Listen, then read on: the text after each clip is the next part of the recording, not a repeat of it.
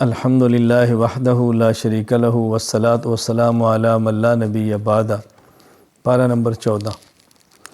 اللہ تعالیٰ نے اس میں حضرت آدم علیہ السلام کا قصہ بیان فرمایا، ابلیس لعین کا قصہ بیان فرمایا۔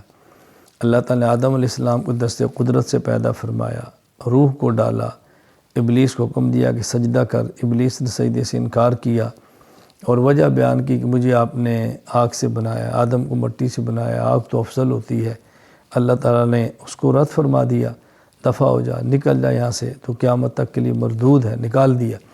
تو ابلیس نے دعا مانگی، یا اللہ میں ایک چیز مانگتا ہوں کہ مجھے عمر قیامت تک ملے۔ فرمایا قبول ہے، تمہیں عمر بھی دے دیں گے، تم نے جتنا زور لگانے لگاؤ، لیکن ہمارے مخلصین کو تم گمراہ نہیں کر سکتے۔ پھر اللہ تعالیٰ نے اس میں قوم سمود کا ذکر فرمایا، جنہیں اصحاب حجر بھی کہتے ہیں۔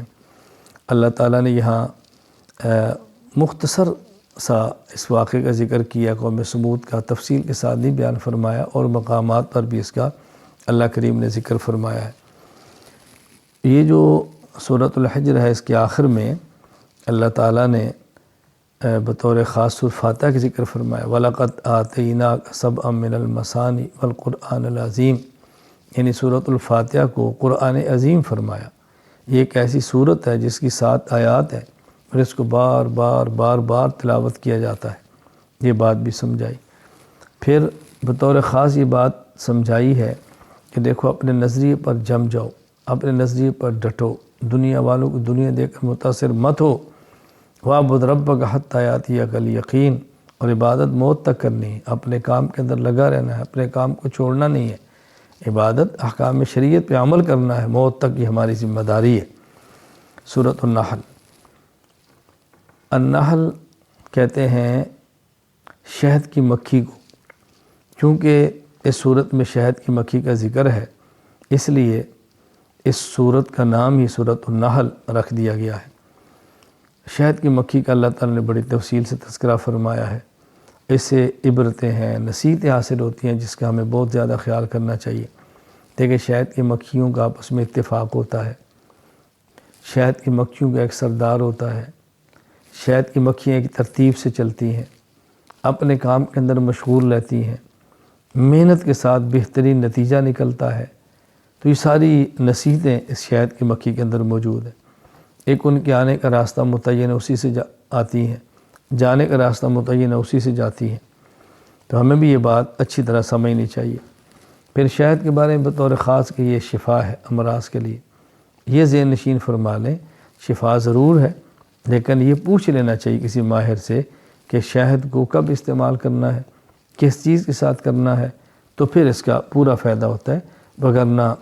بغیر پوچھے از خود استعمال کرنے سے نقصان کا اندیشہ بھی ہوتا ہے کہ بندہ سمجھتے نہیں میں نے اس کو استعمال کیسے کرنا ہے۔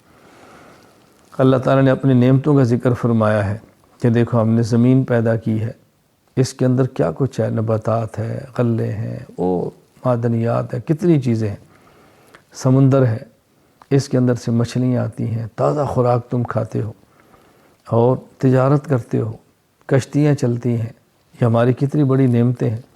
ہم نے آسمان پہ ستارے بنائے، ان کو دیکھ تم راستے دیکھتے ہو۔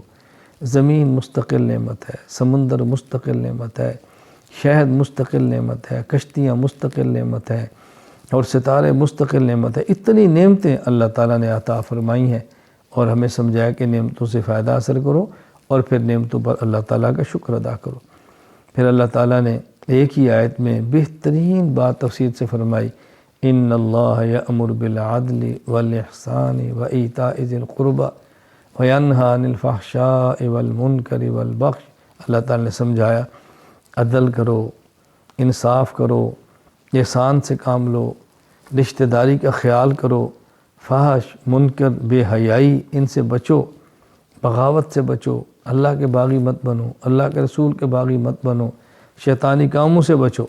اللہ تعالیٰ نے ان چیزوں کا حکم دیا کہ اس کا خیال کرو۔ اور پھر آخر میں حضرت ابراہیم علیہ السلام کا ذکر کرتے فرمایا، ان ابراہیم کان امۃ، ابراہیم علیہ السلام ان ابراہیم کان امہ، وہ اپنی ذات کے اندر انجمن تھے، ایک فرد پوری جماعت تھا۔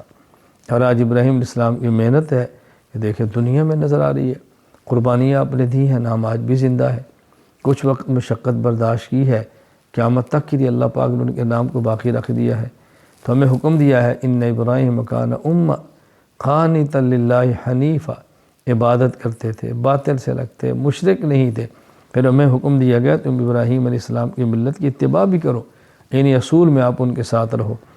اور آخر میں تلقین کی گئی ہے واصبر، صبر کرو، ڈٹے رہو، جمے رہو، اور تمہارا سینہ تنگ نہیں ہونا چاہیے لوگوں کی باتوں سے۔ صبر کبھی گناہ سے بچنے پر ہوتا ہے، صبر کبھی نیک کام کرنے پر ہوتا ہے، صبر کبھی بیماری پر ہوتا ہے۔ تو یوں سمجھو کہ 3 قسمیں ہیں صبر کی، بیماری آ جائے صبر کرو، برداشت کرو، تکلیف آ جائے صبر کرو، برداشت کرو، نیک عمل کرنا ہو مشقت آئے صبر کرو، برداشت کرو، گناہ کا تقاضا اٹھے صبر کرو، برداشت کرو، گناہ نہیں کرنا۔ یہ ساری قسمیں صبر کے اس کے اندر شامل ہے۔ اللہ تعالی ہمیں بھی گناہوں سے محفوظ رکھے، شریعت پر عمل کی توفیق عطا فرمائے، آفات اور مصائب سے محفوظ فرمائے، کبھی آ جائیں تو اللہ تعالی صبر کی توفیق عطا فرما دے۔ وآخر دعوانا ان الحمد للہ رب العالمین۔